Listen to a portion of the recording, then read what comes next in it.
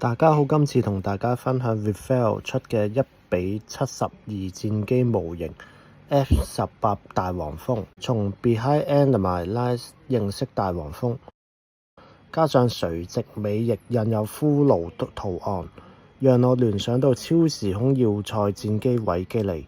曾經有次 Revell 模型經驗，使我有興趣買嚟齊。封面方面，搶眼嘅手繪封面，好靚，所以有人話買軍事模型唔砌，淨係買封面都值回票價。左面列明一堆資料，公司名稱、組裝級數、比例、件數、模型長闊度。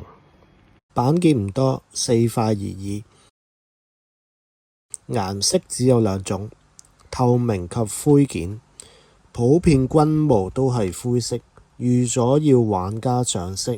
之前喺美國幫小朋友砌 Revell 出嘅無畏式轟炸機，感想係啲件好差，所以預咗製作呢盒模型都會遇到模件差嘅問題。果不其然，呢盒模型啲件一樣爛，睇睇照片就知。睇嚟 Level 4所言甚是，其中難處係修飾零件。呢個位都漏膠，都要修飾下。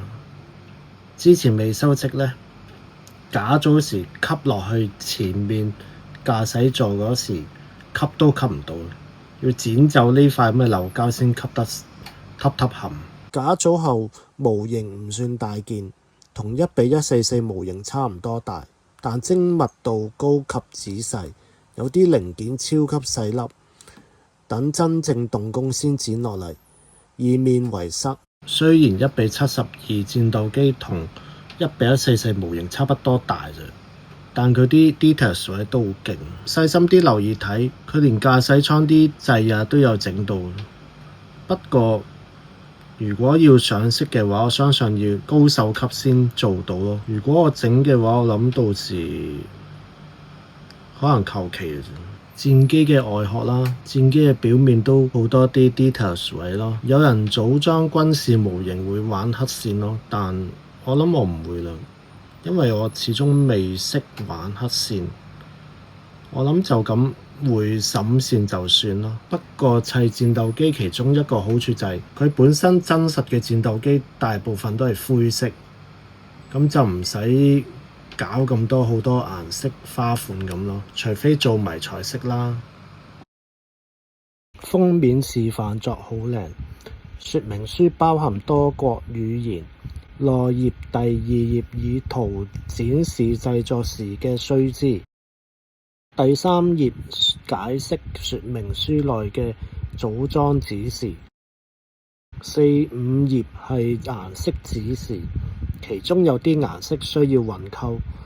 嚟到正式組裝部分，說明書好仔細列明組裝及上色指示，睇落簡單。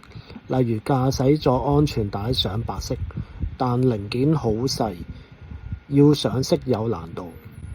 步驟32幾有趣，40號零件一見過，要玩家自行分割並當作收納。不過可以選擇收納車輪與否。